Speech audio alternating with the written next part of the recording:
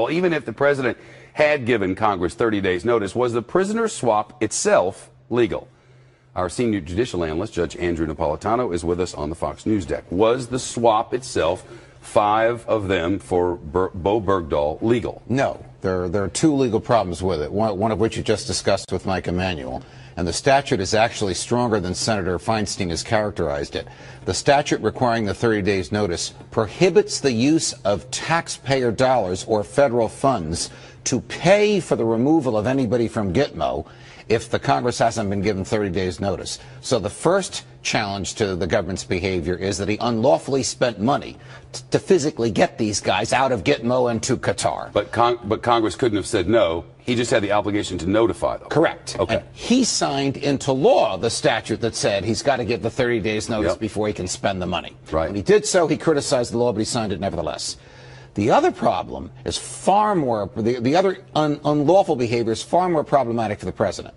And that is the argument that by releasing these guys into the theater of war in the Middle East, he has provided material assistance to a terrorist organization.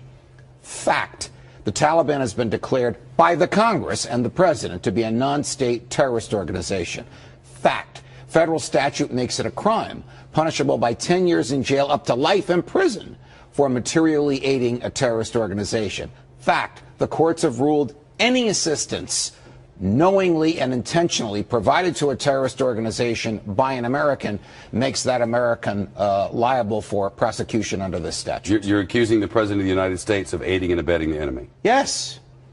Yes, it's pretty clear right there, right there in the statute. There's no exception for the president's behavior. That's the Nixon argument. If the president does it, it's not illegal. This statute governs everybody. Your first point was that he returned these combatants to the theater. The president argues that he sent them to Qatar and that they'll be held in Qatar for a year. That's the president's argument. When the president was questioned about this in Poland yesterday, he acknowledged it is probable that they either won't stay in Qatar for a year or as soon as they leave Qatar, they will return to the theater that they once inhabited. 3 of them were intelligence officers, 2 of them were military officers. Aiding and abetting the enemy. Is that a matter of interpretation? Yes, of course it's a matter of interpretation. So it's your interpretation that the President of the United States has broken the law and should be imprisoned? Well, I don't know that he should be imprisoned. I don't know that anybody's going to prosecute him. Right. It requires that somebody prosecute him. He's the chief law enforcement officer of the land. But the Congress should be aware of the fact that this statute was arguably violated by the president. The bar for aiding and abetting statute? It's not aiding and abetting. That's different. It's providing material assistance to a terrorist organization, an organization that the Congress and this president have characterized as terrorist. And the assistance is human assets that he has returned to this organization. But he makes the argument he didn't return them.